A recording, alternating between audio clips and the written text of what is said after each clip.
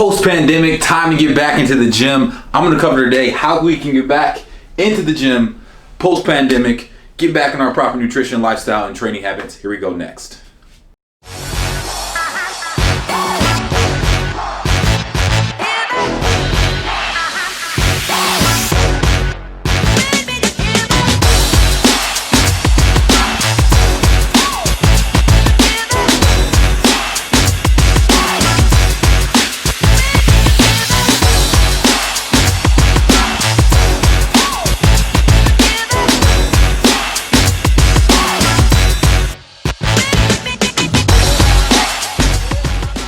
Okay, so we just have been out the gym for 3 months after pandemic and everything like that. Now it's time to actually get back into our routines, back into our nutrition, back into our training and everything like that. But I want to cover some things how we can get back into the gym with success and without a downfall and beating ourselves up because we may have lost strength, we may have lost a little bit of muscle, and we may have even gained a little bit of body fat during this time period. And that is okay. Don't beat yourself up over it. It is part of the process, the ebbs and flows of training, because this is a lifelong lifestyle that we're creating.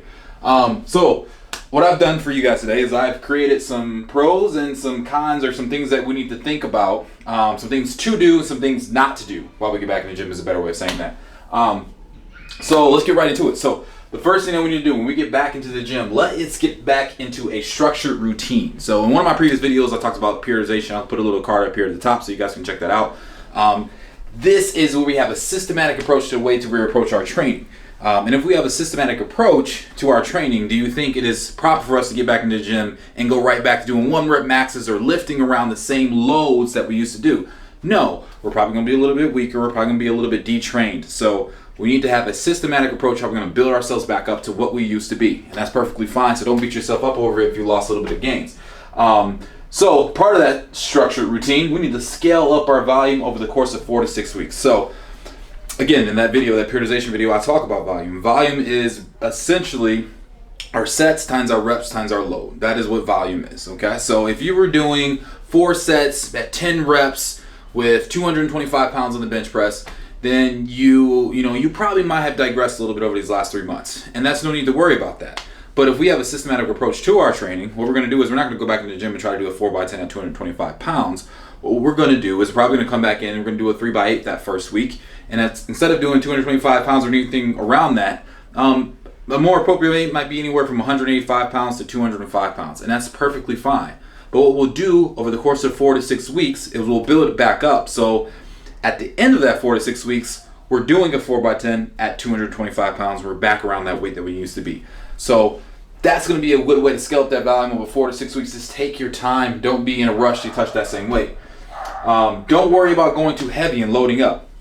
This is really important, So just like I said before, especially when it comes to strength is a neurological adaptation, so mental, just as much as it is a muscular adaptation. So if we're going to go back to the gym, our body and our mind are not used to those heavy loads as they once were. It's not a good idea to go back in the gym and rush into big weights. So again, in that same example, using 225 pounds, chances are when you get back in the gym, 185 pounds is probably going to feel like that, or maybe even like a little bit less, like 155 or just a plate at 135 pounds. And that's okay, because we're going to build up to it. This is a marathon, not a sprint. So let's get out of that mentality that we have to be doing exactly what we just did. And habit focused. And what I mean by habit focused, this comes down to your nutrition. So our lifestyle was just thrown all around with this, this pandemic and everything that's going on in the world. So we're not in our normal routine of things.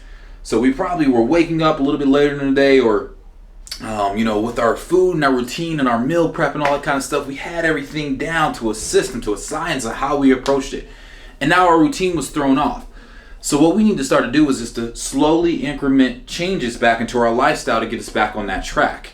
And one of the most important things is our nutrition. So if we have been, been waking up and eating cookies for breakfast, or maybe not the same amount of foods or type of foods that we are used to eating during our normal lifestyle, we need to start to implement those things over time. And what I'll suggest to do this thing is have like a migration period of 2 to 3 weeks doing this. So we're slowly getting back into the routine that we had before, as opposed to just a complete overhaul, okay? This is gonna set us up for success long term, and also it's not gonna cause a lot of stress, because if we go from doing, kind of being lazy on some ends, and then going back from being a very proactive with our, with our meal prep and with the tracking and all these kind of things again, then that can be quite overwhelming and very stressful, and that can have some negative consequences in. We don't want that. We're looking for success, okay? So that's the things to do, all right? So we want to have a structured routine. We want to scale up our volume over 4 to 6 weeks. We don't want to worry about loading up the weight too much, and we're really looking to be habit-focused, habit-based, starting to build up those things over 2 to 3 weeks, okay? So some things that we do not want to do when we get back in the gym. I repeat, not to do. And I kind of covered this on the to-do thing. Is lifting heavy. So lifting heavy is very, very subjective. It comes down to the person. What's heavy for me might not be heavy for you. Okay, so what we want to do is, what I mean by not lifting heavy is, if 225 was your 10 reps and it was a RP 9 or 10, that would be considered a heavy set for you. Okay, because that is pretty much max effort. So going back into the gym and trying to lift that weight again, for the same amount of reps or anything close to that, is a very bad idea. Build yourself up, give yourself again that 4 to 6 week time period that I discussed before, okay? Doing the same amount of volume. So again, volume is key to hypertrophy and strength and all that kind of stuff, and that's our goal. We got to respect that. But in this case, coming back in and doing the same amount of volume immediately is going to be a bad decision. There's a whole number of reasons why, and just to give you guys a few, one of the most important ones is going to be, we want to progressively overload these workouts, all right?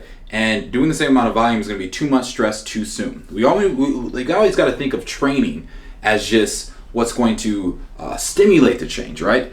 Nutrition and lifestyle is actually what creates it. So again, training is stimulating, nutrition and lifestyle is actually what creates it. So if we're coming in and we're doing too much stimulation, that's going to lead to potential like a downgrade in our training, and we don't want that. So what we're trying to do is to slowly build, and that's progressive overload. Again, that video periodization, check that one out if you're unsure about what progressive overload is. Extreme diet, our next one. Really terrible idea. Coming back in and going like hardcore. I'm tracking every single meal after I haven't tracked for 3 months. I'm eating, I'm cutting out all these foods. I'm only eating these foods again because that is a really, really bad. Now, if you're somebody that has some experience with that and you've seen success, go right at it. But in my experience, dealing with thousands of clients and lots of people over the years, that's a really bad idea to go in and do that immediately.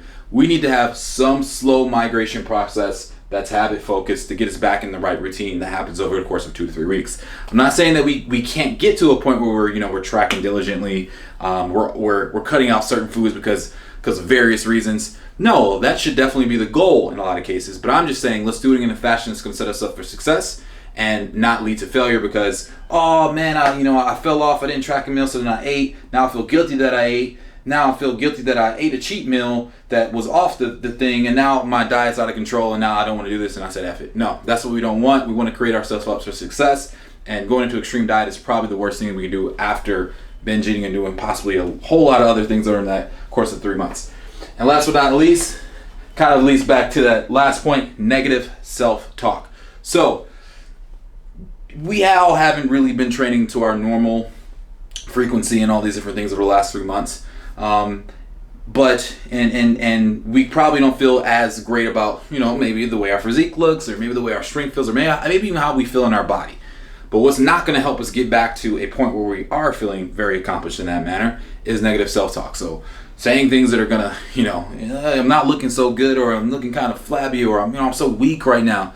It's okay to recognize that we can improve, but it's not okay to demean yourself, to beat yourself up over these things, because that's not going to help you get anywhere in the long run or in the short term, because all that kind of stuff, the manner in which we speak to ourselves is very important for our long-term success.